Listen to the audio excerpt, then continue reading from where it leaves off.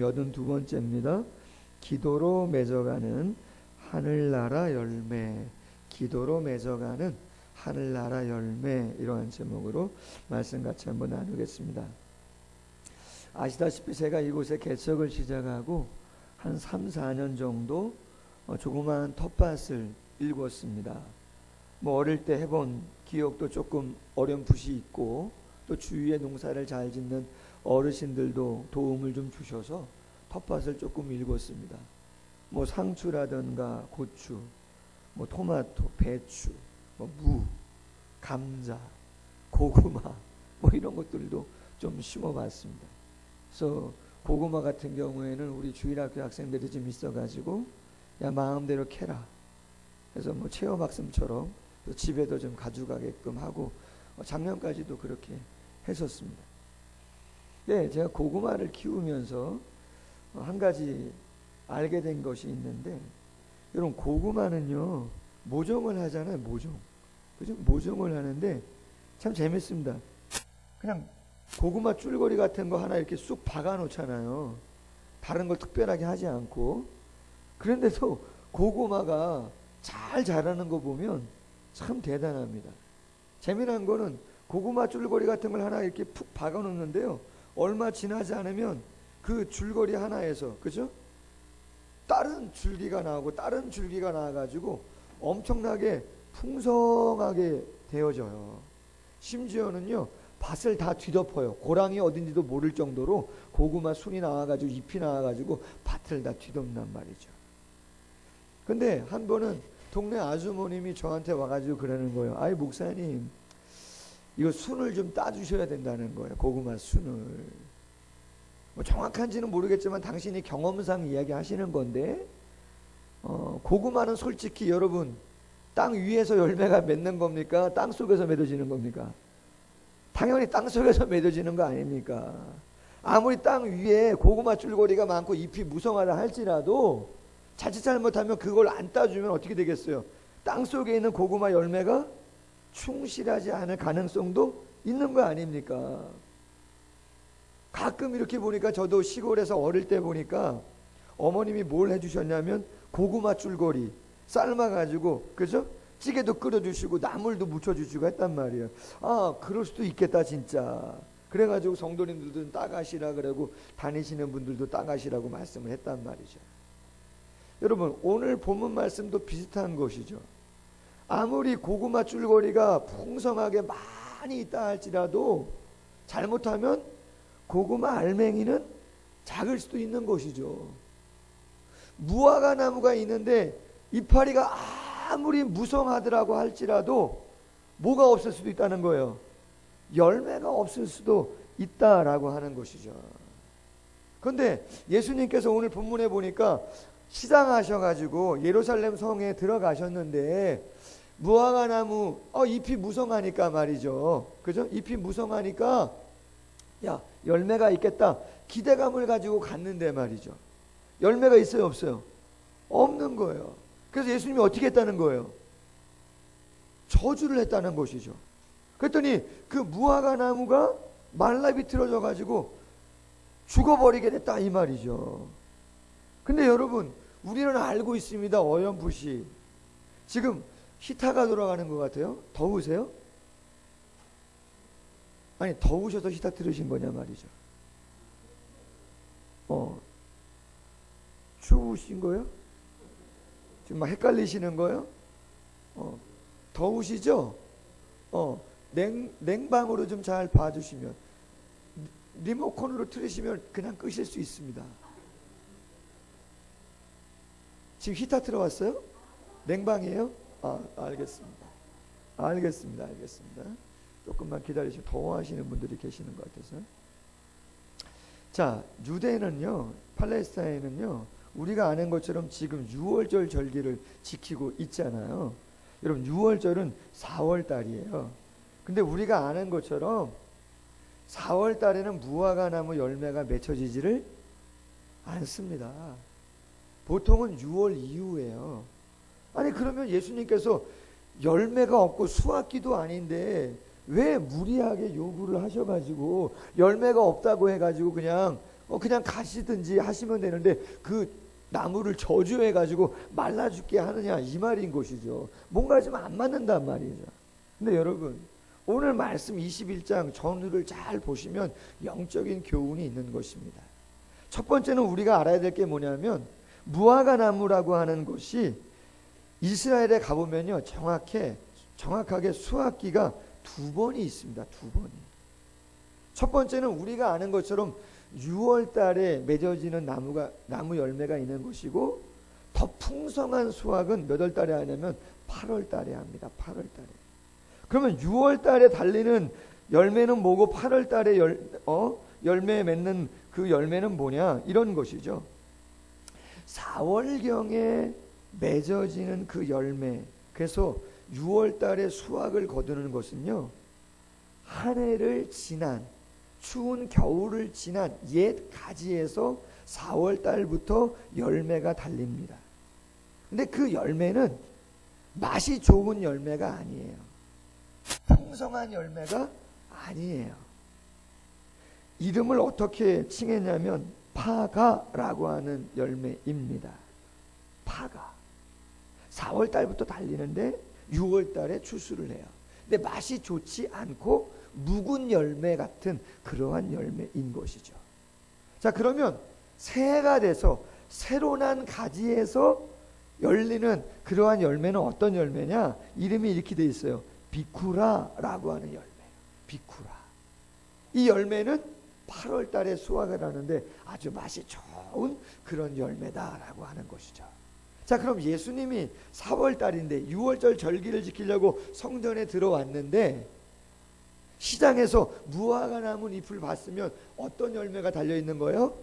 파가라고 하는, 파가, 4월 달에 묵은 열매죠. 근데 그것은 열려야, 열매가 가지에 달려있어야 6월 달에 추수하는 거예요. 열매가 없으면 잎이 무성하더라도 6월 달에 추수를 할 수 있다 없다? 없다는 거죠. 잎은 무성한데 열매가 없어요. 그래서 그것을 저주하셨다는 거예요. 그러면 왜 저주하셨을까? 영적인 의미가 있는데 시기를 한번 살펴볼 필요가 있어요. 무슨 말인가? 여러분, 마태복음 오늘 본문 21장의 이 말씀은 마가복음 11장에도 기록이 되어져 있습니다. 그런데 마가복음은 시간 순서대로 기록을 해요. 시간 순서, 연대기적으로 기록을 해놨어요. 근데 마태복음은 주제별로 묶어놨어요. 주제별로. 그래서 시간 순서대로 되어 있지 않다는 거예요. 무슨 말이냐면 오늘 마태복음 21장 18절과 19절 그리고 20절부터 22절까지는 그 공백이 있다는 거예요. 공백이. 시간 텀이 있어요. 19절과 20절 그 사이에는 공백이 있다, 그런 말씀이에요. 어떤 공백이 있냐? 시간 순서로 제가 말씀을 드리면 이런 모습이에요. 예수님이 고난주간 마지막을 보내시려고 예루살렘 성에 입성했습니다. 입성해서 제일 처음에 하신 것은 마태복음엔 성전에 들어갔다고 되어 있지만 그게 아니라는 거죠. 18절과 19절 시장하셨어요. 그래서 무화과 나무를 보았어요. 아, 열매가 있겠다, 파가가 있겠다. 다가갔어요. 그랬더니 열매가 있어요, 없어요? 없는 거예요. 기대하고 갔는데 없는 거예요. 그래서 그 무화과 나무를 저주했어요. 다시는 열매를 맺지 못할 것이다 말씀하셨어요. 그리고 그 다음에 어딜 들어가요? 성전에 들어가셨어요. 성전에 들어갔더니 누가 있어요? 비둘기 파는 사람, 돈 바꾸는 사람. 내 집은 만민이 뭐하는 집이다? 기도하는 집인데 강도의 구려를 만드는 사람들이 있어요. 뒤집어 엎었단 말이죠. 영적인 교훈, 메시지를 주신 것이죠. 누구에 대한? 제사장과 종교 지도자들, 많은 유대인들. 진정한 예배, 마음을 다하는 예배를 드려야 되는데 형식과 마당만 마른 그러한 모습으로 예배를 드리는 그들을 책망하신 것이죠. 그리고 나왔어요. 나왔더니 제자들이 말하는 거예요. 아니, 예수님, 오늘 본문 20절 이해한 거죠. 아니, 조금 전에 예수님께서 저주했던 그 무화과 나무가 완전히 말라서 죽었습니다. 어떻게 이렇게 된 겁니까? 나중에 묻는 거예요. 다시. 이해 가시겠죠? 그랬더니 여러분, 예수님이 이렇게 말씀하셔야죠. 이거는 이러해서 이렇게 말라질 수밖에 없었던 거야. 그렇게 말씀을 하셔야 되는데 동문서답을 해요. 뭐라 그러시면 이렇게 말씀하세요. 야, 왜 이거 가지고 놀래? 믿음으로 기도하면 이 산을 옮겨서 바다에 빠뜨릴 수도 있어. 무엇이든지 믿고 기도하는 것은 다 받은 줄로 믿어라. 여러분, 뭘 강조하고 있습니까? 믿음과 기도를, 믿음의 기도를 강조하고 있죠. 성전 정화 사건과 입만 무성한 무화과 나무를 저주한 사건은 포인트가 같아요. 강조점이 같다는 거예요. 하나님이 원하시는 예배와 성도들의 삶은 진심 어린 기도를 통해서 자신의 마음을 찢으며 하나님께 신령과 진정으로 온전히 드리는 그 예배가 있어야 하나님이 받으시는 예배고, 그러한 성도의 삶을 하나님은 인정하시고 축복하신다는 것이죠. 할렐루야. 그러나 그러한 기도가 없는, 그러한 진정한 마음을 하나님께 올려드리지 않는 그러한 신앙생활과 예배는 하나님이 아무리 화려하고 웅장하게 지은 예루살렘 성전에서 수많은 재물을 가지고 하나님께 드린다 할지라도 하나님은 받는다 안 받는다? 안 받는다. 삶의 열매, 하나님이 보시고 인정하시는 그러한 열매를 하나님은 받으시지, 눈에 보이는 그 어떠한 것만은 하나님은 절대 받는 분이 아니시다. 무릎으로 사는 그리스도인이라고 하는 아주 오래전에 무명의 그리스도인이 지은 책이 있는데 거기 이런 말이 있죠. 나는 기도하지 않는 영혼에게서 영적인 삶을 기대하기보다 차라리 죽은 자에게서 생명을 기대하겠다. 이해가십니까? 나는 기도하지 않는 영혼에게서 영적인 삶을 기대하기보다는 차라리 죽은 자에게서 생명을 기대하겠다. 그런 이야기죠. 자, 그렇다면 여러분 생각해 보세요. 예수님이 오늘 이 시대에 이 땅에 내려오셔서 말이죠. 그죠? 내려오셔서 우리에게, 야, 홍 목사, 너의 열매는 뭐냐? 일부 예배 때 온 가족이 나온, 아버님이 아들들을 데리고 나온 가정이 있었어요. 내가 주일학교 아이 이름 부르면서 얘기했어요. 야, 유하야, 너는 나에게, 하나님께 드릴 만한 열매가 뭐냐? 할렐루야. 차연아 성도님, 할렐루야. 소영주 집사님, 만약에 물으신다면 하나님, 제가 드릴 열매는 이겁니다. 제가 드릴 열매는 이겁니다. 그렇게 이야기할 수 있는 열매들이 정말 있는가라고 하는 것입니다. 할렐루야. 여러분, 성경은 재미납니다. 성도가 하나님께 올려드릴 열매가 무엇인가? 성경은 정확하게 구체적으로 몇 가지 이야기하셨더라고요. 어떤 말씀들이 있습니까? 에베소서 5장 9절에 보니까 성도가 하나님께 올려드릴 열매는 빛의 열매라. 무슨 열매요? 빛의 열매. 그럼 빛의 열매는 뭐냐? 오직 모든 착함과 의로움과 진실함이니라. 할렐루야. 착함과 의로움과 진실함이라는 거죠. 갈라디아서 5장 22절과 23절, 우리가 너무나 잘 아는 성령의 9가지 열매가 있습니다. 그 열매가 뭡니까? 사랑과 희락과 화평과 오래 참음과 자비와 양성과 충성과 온유와 절제와 같은. 여러분, 보입니까? 눈에? 쉽게 보이지 않죠. 하나님이 원하는 우리를 향한 하나님의 뜻은, 그 열매는 기도를 통해서 우리의 인격이 예수 그리스도, 깨어진 하나님의 형상을 다시 한번 회복해서 아들의 형상을 닮아가는 것인 줄로 믿습니다. 그렇다면 우리가 이야기해야죠. 하나님 아시잖아요.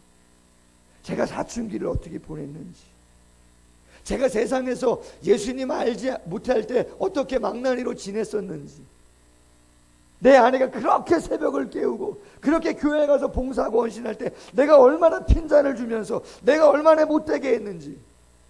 근데 내가 교회 나오고 나서 은혜를 받고, 아, 그것이 잘못된 것이구나, 그게 얼마나 잘못된 것인지. 사랑이 있어야 됩니다. 기쁨이 있어야 되고 절제가 있고 오래 참음이 있어야 되는데 내가 그렇게 하지 못했구나.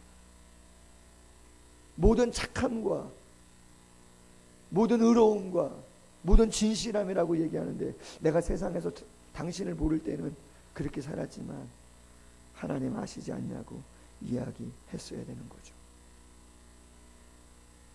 그러나 여러분, 그 열매는 쉽게 맺을 수 없습니다. 반드시 하나님이 원하는 눈에 보이지 않는 영적인 열매는 뭐를 통해서 얻을 수 있다고요? 기도를 통해서 얻을 수 있는 줄로 믿습니다. 아멘? 여러분, 기도하셔야 돼요. 할렐루야.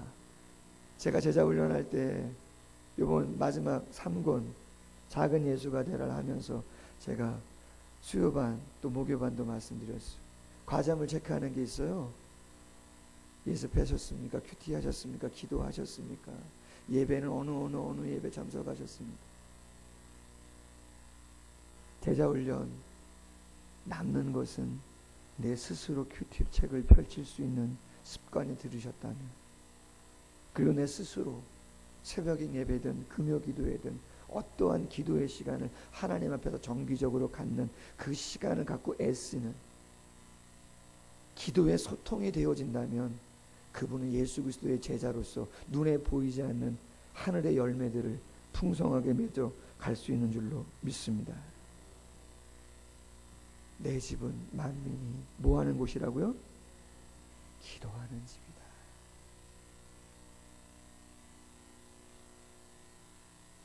믿고 구한 것은 받은 줄로 믿어라.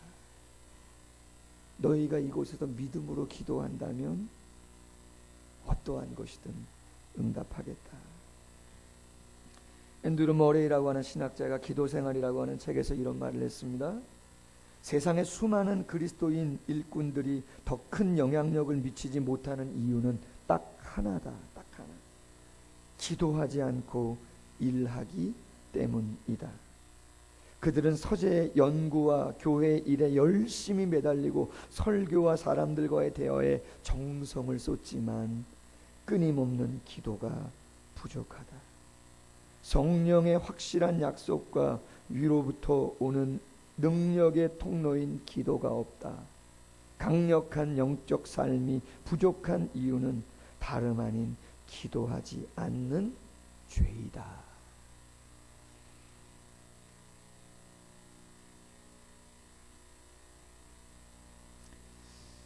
여러분, 하나님이 기도한다면 우리 기도를 들으시는 줄로 믿습니다. 그리고 하나님은 그 기도를 통해서 성령의 능력으로 많은 것들을 우리에게 경험케 해주시는 줄로 믿습니다. 제가 많은 시간 강조했습니다. 그럼 그 성령을 기도를 통해서 어떻게 경험되어지는지 성경은 정확하게 이야기하고 있다고. 여러분, 성경이 예수님이 기도를 가르쳐준 본문들은 많이 있지만 가장 중요한 핵심이 마태복음 6장과 7장에 있습니다. 그 중에 구하라, 찾으라, 두드리라, 얻을 것이고 찾을 것이고 열릴 것이다. 사랑하는 아들이 떡을 달라 하는데 돌을 주고 생선 달라 하는데 뱀 둘 사람 어디 있느냐. 너희가 구하면 하나님이 뭐 주신다 그래요? 좋은 것 준다. 그렇게 말씀했어요. 마태복음 7장에서.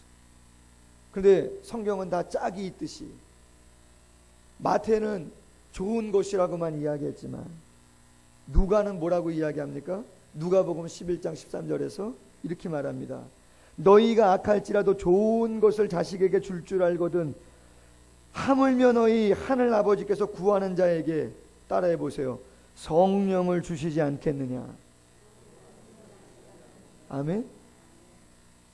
여러분 기도 한번 제대로 해보세요. 지지난주 설교 제목 기억하십니까? 정식으로 믿게 하여 주옵소서. 아멘. 정식으로 온 마음 다해서 기도해 보시라는 거죠.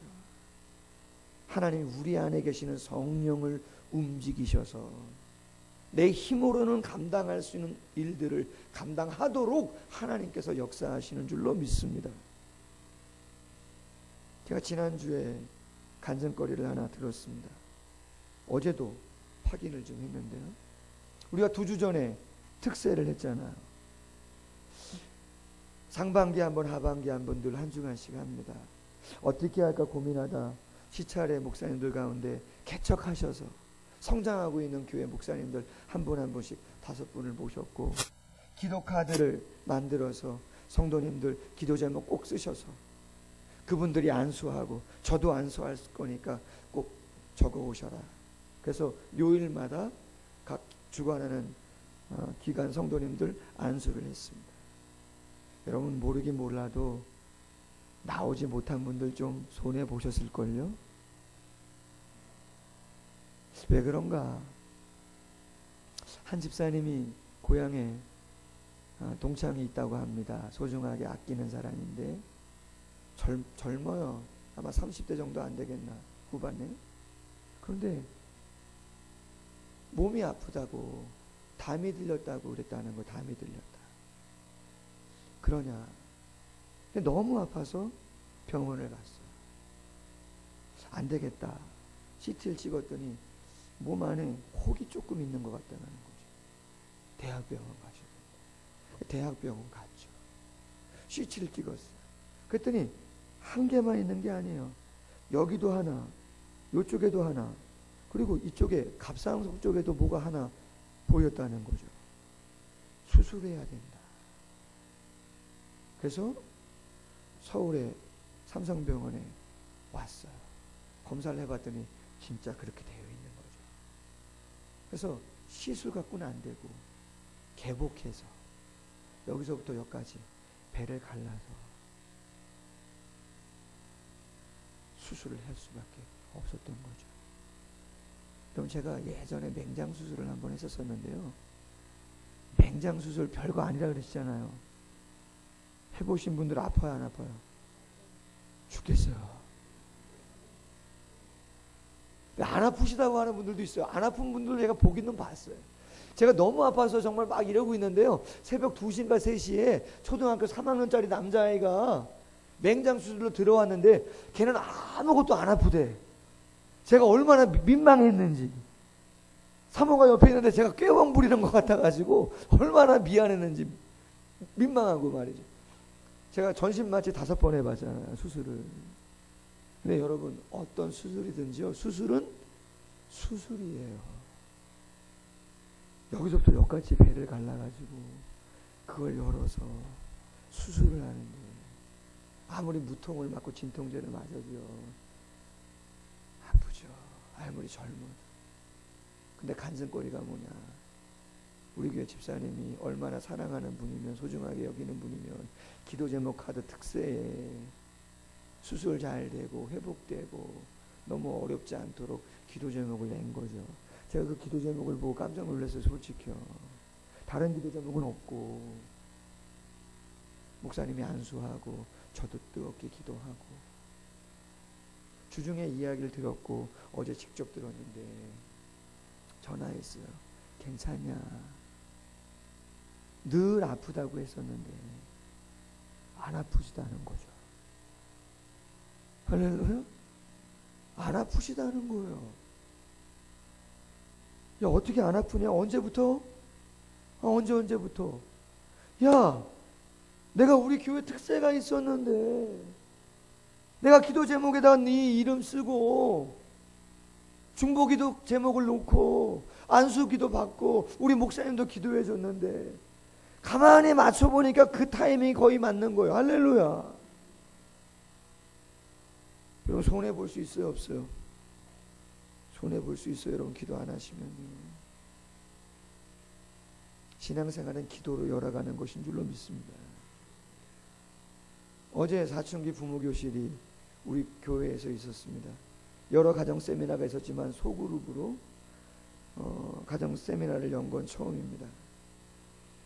송기론 목사님 와이프 되시는 김양숙 하이패밀리 원장님이 오셔서 직접 사춘기 부모들을 터치했습니다. 당신의 아픔을 이야기했습니다. 이런 내용이에요.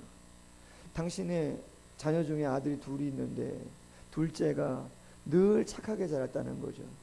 사춘기도 없이 잘 자랐어요. 그런데 대학을 미국에 유학 갔는데 공부를 잘하는 줄 알았죠. 학비도 다 보내고 잘하고 있는 줄 알았어요. 그런데 졸업 날짜가 다가왔어요. 비행기 티켓 다 끊었어요. 그리고 가려고 하는데 그때부터 둘째 아들하고 연락이 안 되는 거죠. 친구들도 모르는데 행방불명 몇 달 동안 가르쳐 주잖아요. 할렐루야. 2달 동안 살았는지 죽었는지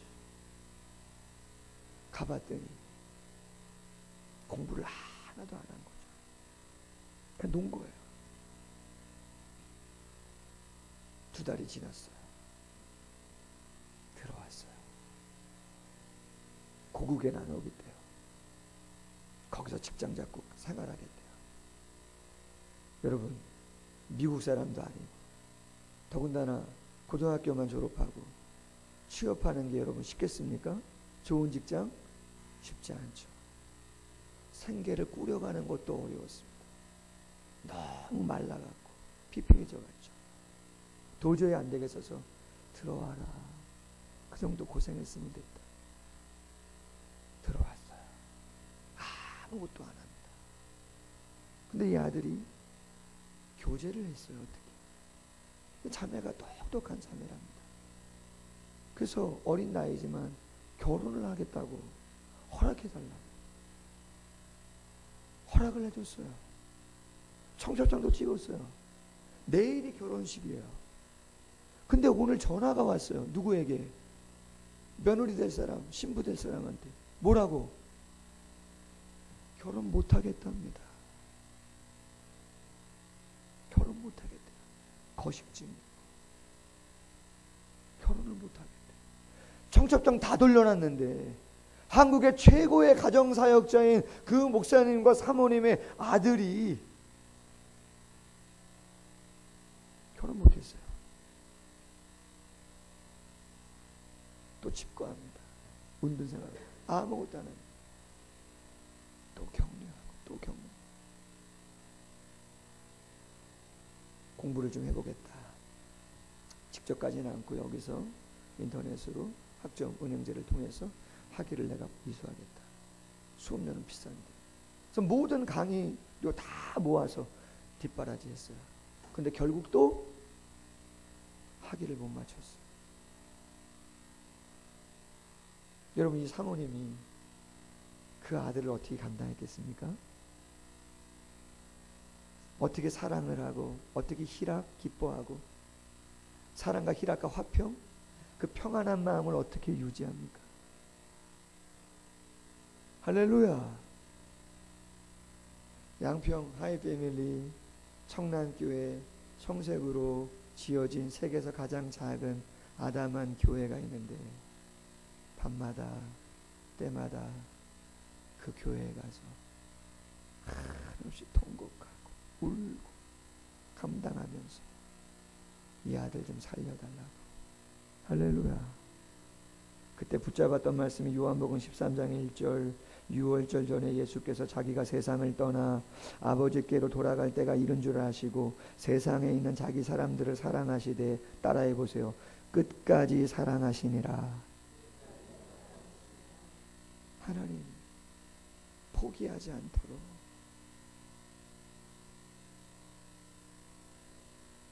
그 말씀 붙잡고 기도했더니 여러분 놀라지 마세요. 감사하게 그 아들이 총신대 신학과에 총신대 입학한 줄로 믿습니다. 밤을 지새우면서 공부하고 사역을 감당하고 있는 줄로 믿습니다. 모르긴 몰라도 엄청 깊이 있는 사역을 청소년들을 위해서 청년들을 위해서 감당하시지 않겠나. 여러분 아무도 모르죠. 겉으로 보여지는 거하고 보여지지 않는 거, 하나님이 받으실 만한 열매를 어떻게 맺어가야 되는지. 여러분 단순히 기도를 내가 필요한 것을 구해서 얻는 것으로만 생각하지 마십시오. 할렐루야. 그것은 기도가 아닐 수도 있습니다. 죄송하지만 주님이 기도를 가르쳐 주셨잖아요. 무슨 기도죠? 그것이 주기도문. 여러분 주기도문은 이렇게 돼 있어요. 하나님의 이름이 거룩히 여김을 받으시오며 하나님의 나라가 이 땅에 임하시며 당신의 뜻이 이루어지기를 원합니다. 이게 먼저 나와요. 이게 우선순위 먼저 나와요. 우리가 기도할 때. 그리고 우리 자신을 위한 기도도 이렇게 돼 있어요. 일용할 양식을 주옵시고. 현실적인 필요를 위한 건 이거 한 가지예요. 그리고 나머지는 어떤 성격의 기도의 제목들인가를 보세요. 우리가 우리에게 죄진 자를 사하여 준 것 같이 우리의 죄를 사하여 주옵시고 시험에 들게 하지 마시고 다만 악에서 구하옵소서. 우리의 현실과 관련된 밀접한 건 딱 하나고 나머지 모든 기도의 내용들은 뭐라고요? 영적인 것들, 눈에 보이지 않는 빛의 열매와 관련된, 성령의 열매와 관련된 그러한 것들인 줄로 믿습니다. 우루과이 한 작은 성당 벽에 적혀있는 글입니다. 읽고 마치겠습니다. 하늘에 계신이라고 하지 마라. 세상 일에만 빠져 있으면서. 우리라고 하지 마라. 너 혼자만 생각하며 살아가면서. 아버지의 이름이 거룩히 빛나시며 하지 마라. 자기 이름 빛내기 위해 안간힘 쓰면서. 아버지의 나라가 오시며라고 하지 말아라. 물질 만능의 나라를 원하면서. 아버지의 뜻이 이루어지소서라고 하지 말아라. 내 뜻대로 되기를 기도하면서. 오늘 우리에게 일용할 양식을 주시고 라고 하지 말아라. 죽을 때까지 먹을 양식을 쌓아두려고 하면서. 저희에게 잘못한 자를 저희가 용서하오니 저희 죄를 용서하시고 하지 말아라. 누군가에게 아직도 앙심을 품고 있으면서. 저희를 유혹에 빠지지 않게 하시라고 하지 말아라. 죄 지을 기회를 찾아다니면서. 악에서 구하소서라고 하지 말아라. 악을 보고도 아무런 양심의 소리를 듣지 않으면서. 아멘이라고 하지도 말아라. 주님의 기도를 진정 나의 기도로 바치지 않으면서. 할렐루야. 제가 왜 얘기해야 되죠? 가장 담임 목사로서의 큰 고민은 기도에 대한 고민이죠. 이 시대의 구루터기로 남아있는 사랑하는 성도님들이 고민해야 할 고민은 내가 정말 내 집은 만민이 기도하는 집이라 말씀하시고 입만 무성한 무화과 나무를 저주하시면서 믿음으로 기도한 대로 이루어지는 것이다. 기도는 하나님과 영적인 대화이고 호흡인데 그거 안 하면 죽는 것이고 기도로 성령의 능력을 힘입어 빛의 열매, 성령의 열매 맺어가는 건데 정말 기도하느냐. 할렐루야. 알고 있다고 기도하는 것이 아니죠. 새벽을 깨우고 시간이 되신다면 기도에 오시고 정말 여의치가 않다면 잠깐만이라도 전심으로 마음을 쏟아 하나님께 마음을 내어 맡긴다면 하나님은 우리 삶 가운데 함께 하실 줄로 믿습니다. 말씀 묵상하면서 같이 한번 잠시 기도하겠습니다. 여러분, 주님은 오늘도 이 시간 이 자리에 찾아오신다면 우리에게 열매를 요구하실 수 있습니다. 사랑하는 아들아, 사랑하는 딸아, 보이지 않는 열매 과연 맺고 있느냐? 더 충실한 열매 정말 맺어가고 있느냐? 소를 잡고 양을 잡고 염소와 비둘기를 잡아도 진정한 예배로, 진정한 기도로, 전심으로 하나님께 나아가지 않는다면 그것은 아니다 이야기합니다. 사랑하는 집사님이 특세 때 올려드렸던 그 간절함이, 김향숙 사모님이 당신의 둘째 아들의 그 아픔을 포기하지 않기 위해서 밤마다 새벽마다 그 교회 마루바닥에 나아가 무릎을 꿇고 통곡하며 기도했음으로 말미암아 아들을 건진 것처럼, 하나님 우리의 삶에 그러한 사모함과 열정이 있게 하여 주옵소서. 하나님 우리의 기도의 생활이 살아나게 하여 주시옵소서. 내가 동분서주하고 뛰어다니는 것보다 그것이 필요할 수도 있겠지만 하나님 기도가 소홀히 되지 않도록 도와주시옵소서. 사랑을 그리는 교회가 기도의 능력, 성령의 충만함을 경험할 수 있도록 축복해 주옵소서. 우리 말씀 묵상하면서 기도의 제목을 가지고 동성으로 기도합니다.